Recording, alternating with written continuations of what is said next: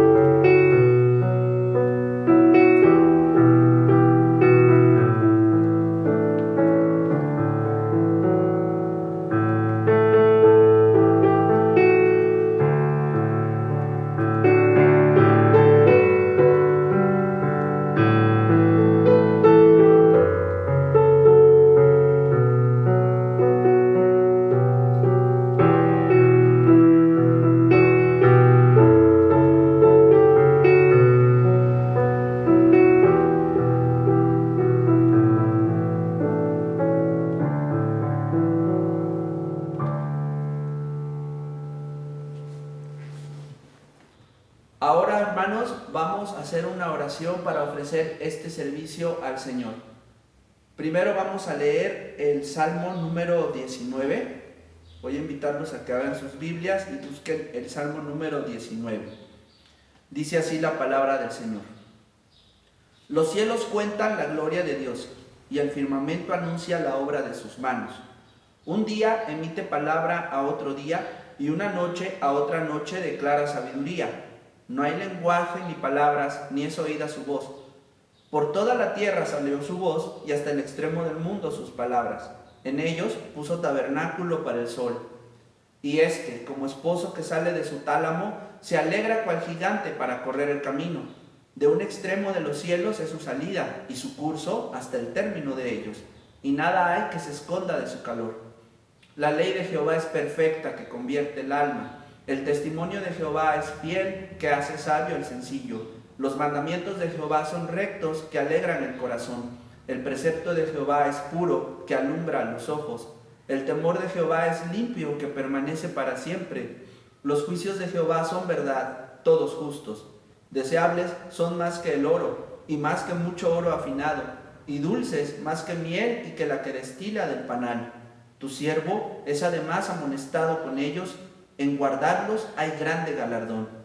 ¿Quién podrá entender sus propios errores? Líbrame de los que me son ocultos. Preserva también a tu siervo de las soberbias, que no se enseñoreen de mí.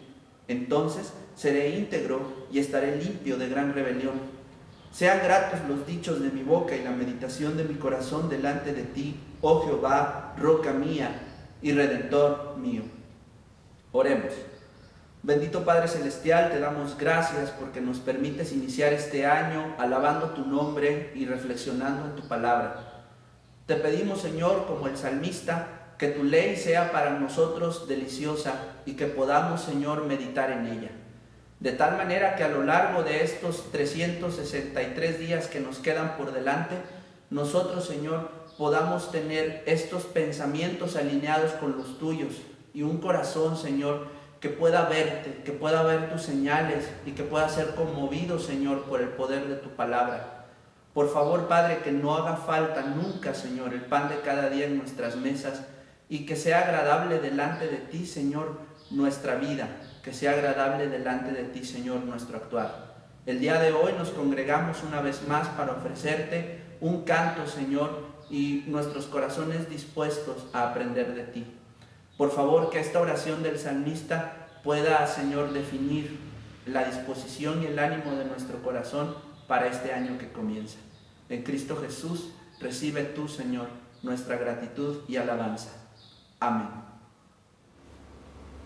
Hermanos, vamos a entonar el himno 235, Majestad. Dice Judas 25, al único Dios nuestro Salvador sea gloria y majestad.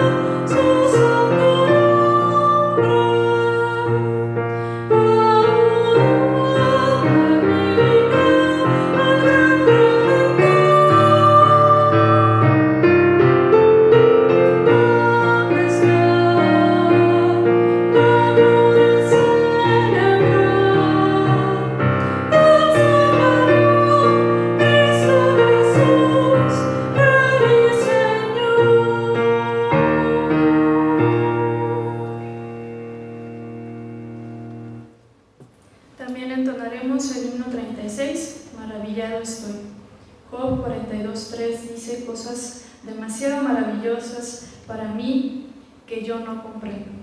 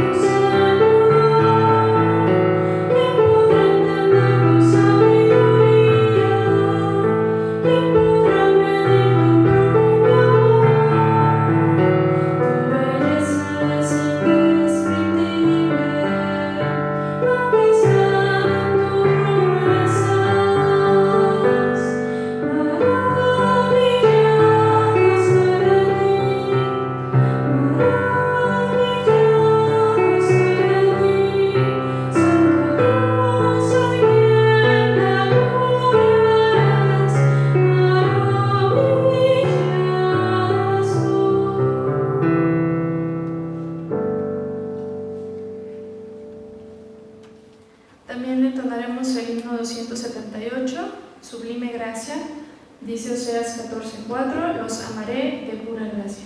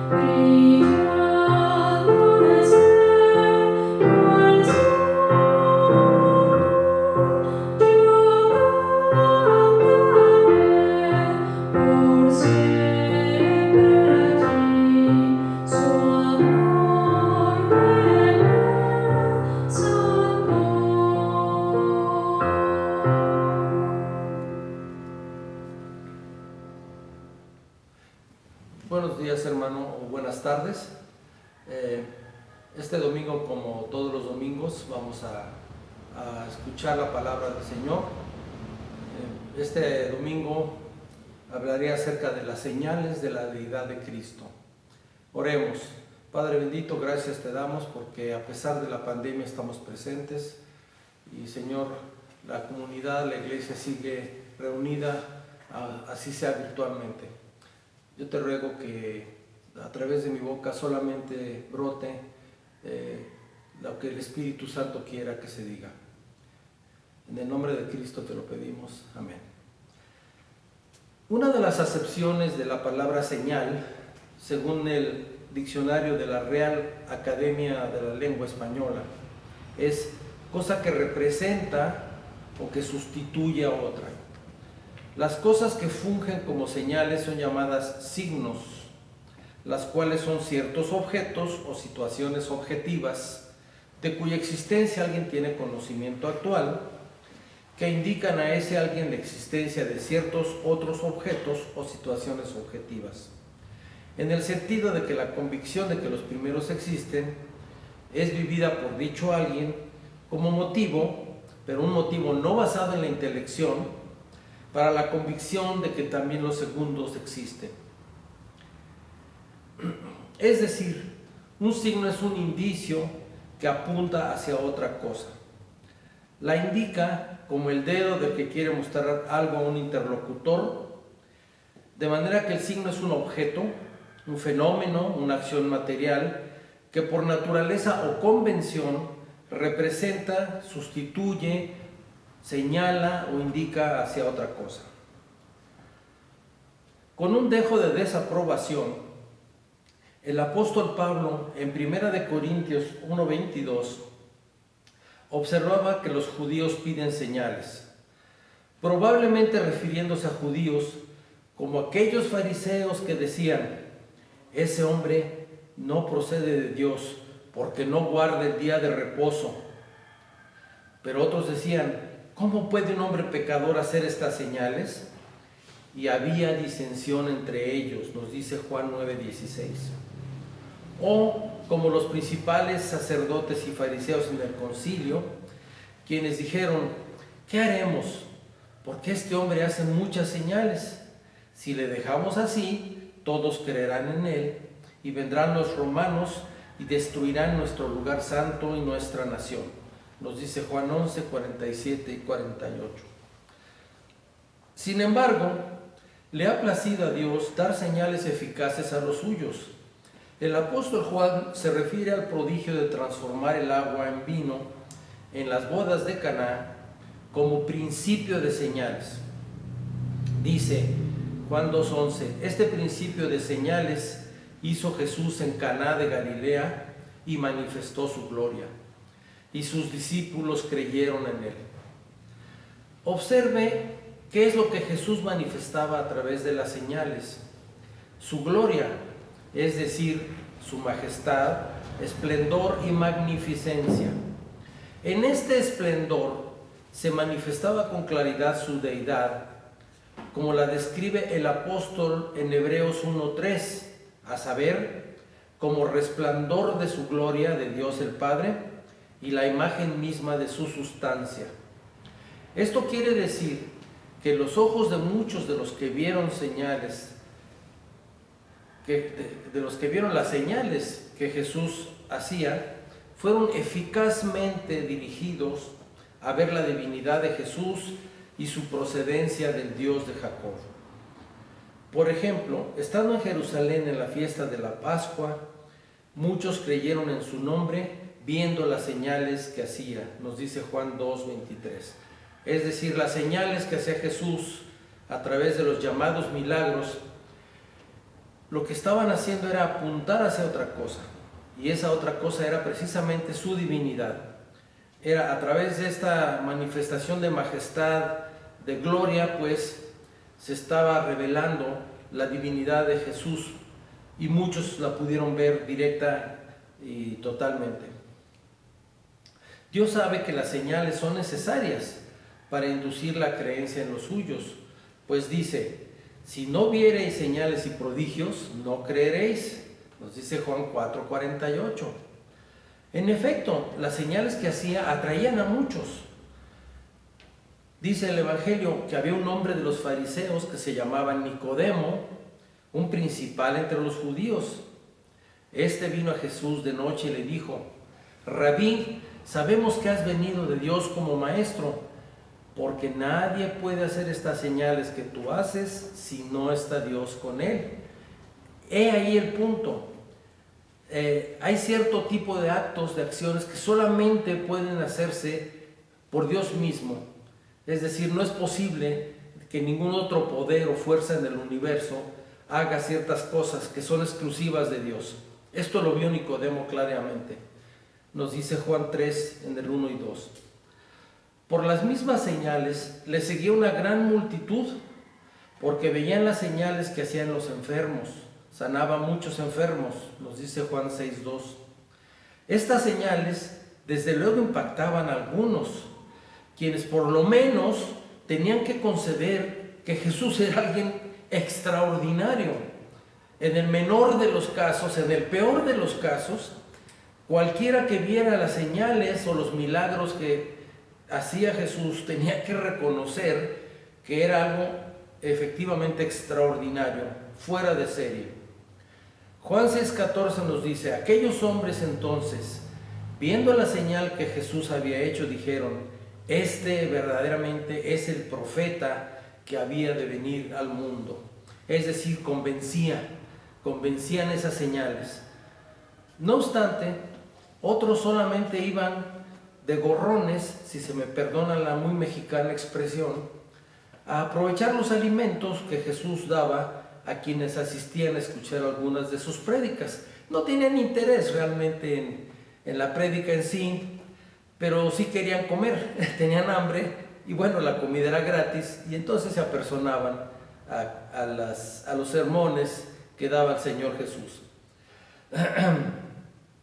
Respondió Jesús y les dijo a ellos: de cierto os digo que me buscáis, no porque habéis visto las señales, sino porque comisteis el pan y os saciasteis. Entonces iban precisamente a aprovechar la gratuidad de los alimentos que se daban en esas ocasiones, pero no porque tuvieran un interés realmente en escuchar y conocer lo que Jesús estaba enseñando. No obstante, en esa ocasión, el Señor aprovecha y dice: lo que tenéis que hacer es comerme a mí, es decir, comer el pan del cielo que soy yo. Sin embargo, en múltiples ocasiones, muchos de la multitud creyeron en Él y decían: el Cristo, cuando venga, hará más señales que las que éste hace. Es decir, para ellos era suficiente, plenamente suficiente lo que estaban viendo para creer. El Evangelio no te pide que creas de una manera, ¿cómo decirlo?, ciega, sin razón alguna. El Evangelio te pide que creas algo que es evidente, que se muestra, es conocimiento. La fe es conocimiento, no es una forma inferior de creencia como nos han enseñado a lo largo de mucho tiempo. La fe no es una forma inferior de creencia, sino es lo contrario. Es precisamente la seguridad y la certeza que proviene de un conocimiento que es más cierto que el conocimiento científico, por ejemplo. Las señales son eso. La señal no es un argumento científico, la señal es algo que apunta directamente a una realidad. Otra cosa es que la puedas ver o no la puedas ver. Algunos la podían ver y creyeron, y otros no la pudieron ver. Y eso es muy importante entenderlo. Algún tropiezo, por ejemplo, había en los fariseos, quienes se veían confundidos, pues algunos de ellos decían: ese hombre no procede de Dios, porque no guarda el día de reposo. Otros decían: ¿cómo puede un hombre pecador hacer estas señales? Y había disensión entre ellos. Aquí se nota cómo la ley mosaica, o su interpretación de la misma, les impedía a los fariseos ver la gloria de Jesús. Más aún, precisamente porque realizó el supremo milagro de regresar a la vida a un muerto de días, fue que los principales sacerdotes y fariseos se preocuparon sobremanera. Nos dice Juan 11, 47 y 48. Entonces los principales sacerdotes y los fariseos reunieron el concilio y dijeron: ¿qué haremos? Porque este hombre hace muchas señales. Si le dejamos así, todos creerán en él, y vendrán los romanos y destruirán nuestro lugar santo y nuestra nación. Pues Jesús daba testimonio, o más bien la gente que veía las señales de Jesús daba testimonio que estaba con él, la que estaba con él cuando él llamó a Lázaro del sepulcro y le resucitó de los muertos. La gente daba testimonio de que esto efectivamente había sucedido, por lo cual también había venido la gente a recibirle, porque había oído que él había hecho esta señal. Nos dice Juan 12, 17 y 18.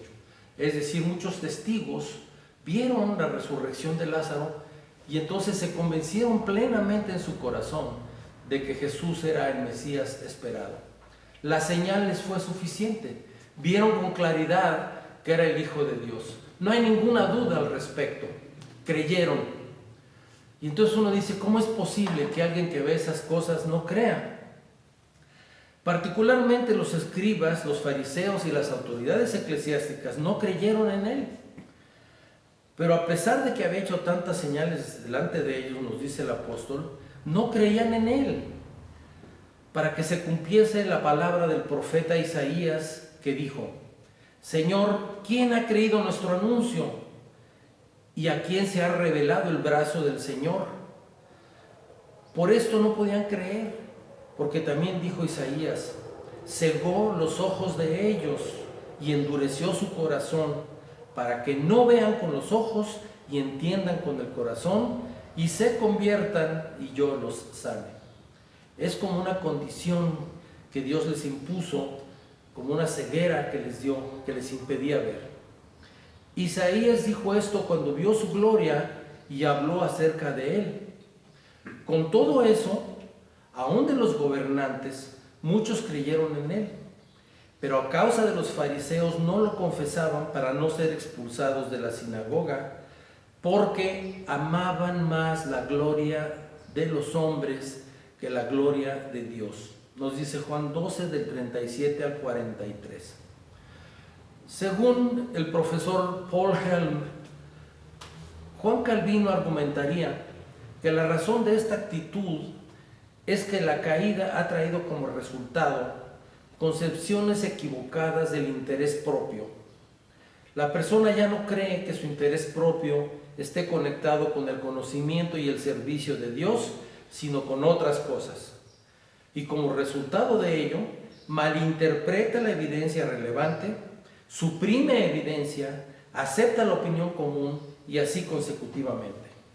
Es decir, es precisamente un punto de partida en el corazón de no entender dónde están correctamente tus intereses personales, tu verdadera felicidad, vamos a decirlo así, por lo cual se empieza uno a distorsionar la evidencia, las señales, no las interpretan correctamente, no se interpretan correctamente las cosas. Es una ceguera espiritual que proviene precisamente de actitudes que están en el corazón del hombre. Pero se confirma que no desagrada al Señor que busquemos señales. El caso más notorio es el de Tomás apóstol, de quien nos relata el Evangelio, pero Tomás, uno de los 12, llamado Dídimo, no estaba con ellos cuando Jesús vino. Le dijeron pues los otros discípulos: al Señor hemos visto. Él les dijo: si no viene en sus manos la señal de los clavos, y metiere mi dedo en el lugar de los clavos, y metiere mi mano en su costado, no creeré. Nos dice Juan 20, 24 y 25. De hecho, seguramente para afianzar la fe de sus discípulos, nos dice Juan 20, 30 y 31, hizo además Jesús muchas otras señales en presencia de sus discípulos, las cuales no están escritas en este libro. Pero estas, las que sí se han escrito para que creáis que Jesús es el Cristo, el Hijo de Dios, y para que creyendo tengáis vida en su nombre. Es decir, ahora es la Escritura para aquellos que no vivimos en esa época y que no vimos personalmente al Cristo. Es la Escritura la que ahora nos está presentando exactamente lo mismo que vieron sus discípulos, que vieron los apóstoles, que vieron las personas que lo rodearon y que creyeron en él. Es exactamente lo mismo. Ahora la Escritura nos remite precisamente a esas señales, a esos signos mediante los cuales la deidad de Cristo se hizo evidente, patente y reluciente a los ojos de aquellos cuyo corazón no estaba entenebrecido ni endurecido. Por lo tanto, para ellos estas señales son poderosas y definitivas, no se requiere más, pero serán totalmente inútiles a quien ame algo distinto de Dios mismo. El problema está en el corazón y el problema está en nuestros amores. No es un problema intelectual, es un problema de dónde está nuestro corazón. De eso depende que veamos o no veamos a qué apuntan las señales que hizo Cristo Jesús a lo largo de su vida. Dios les bendiga, hermanos. Entonaremos el himno 242, Cristo, nombre glorioso. Cuán glorioso es tu nombre. Salmos 8:1.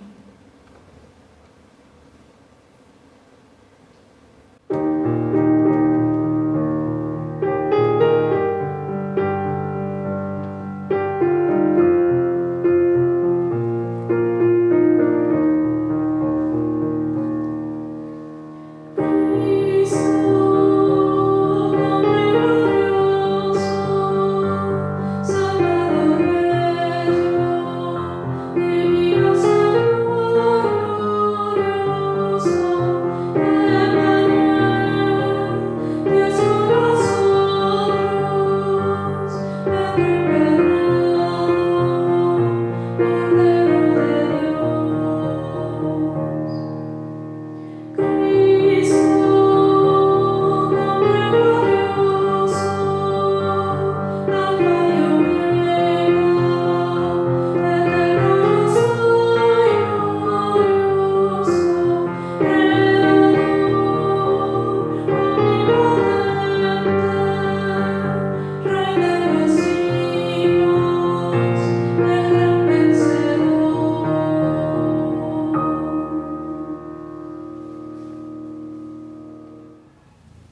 Ahora, hermanos, hemos escuchado la palabra del Señor y vamos a proceder a adorar a nuestro Dios a través también de nuestras ofrendas, de nuestras contribuciones. En pantalla va a aparecer el número de cuenta en el cual pueden ustedes hacer sus depósitos o transferencias interbancarias. Vamos a abrir nuestra Biblia en la segunda carta a los Corintios, capítulo 9, y vamos a leer a partir del versículo 7 hasta el 15.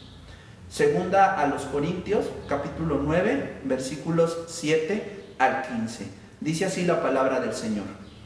Cada uno dé como propuso en su corazón, no con tristeza ni por necesidad, porque Dios ama al dador alegre.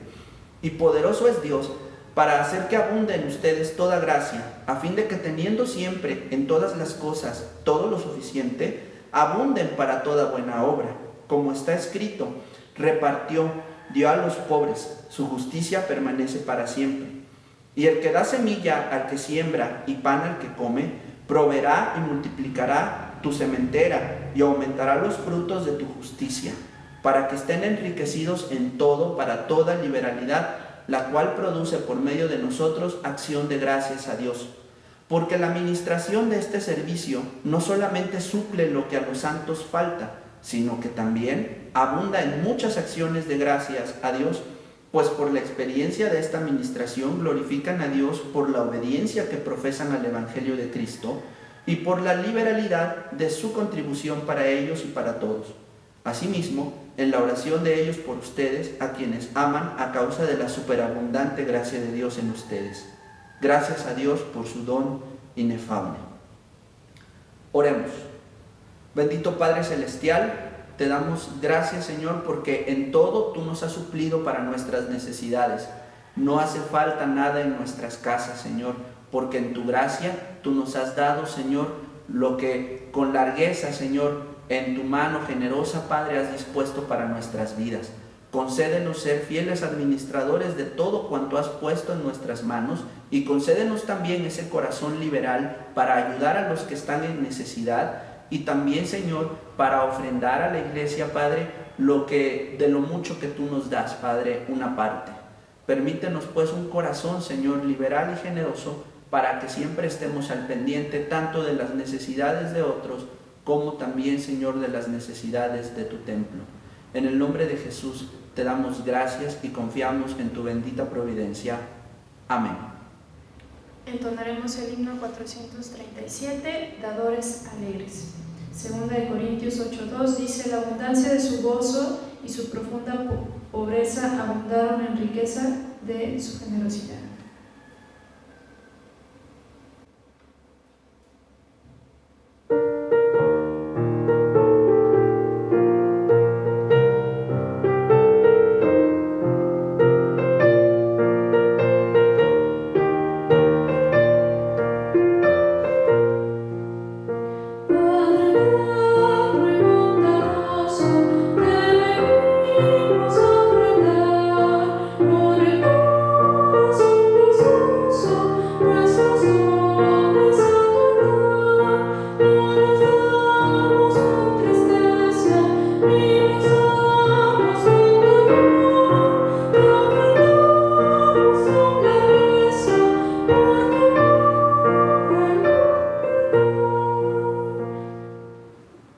Jehová te bendiga y te guarde. Jehová haga resplandecer su rostro sobre ti y tenga de ti misericordia. Jehová alce sobre ti su rostro y ponga en ti paz. Dios te bendiga, hermano.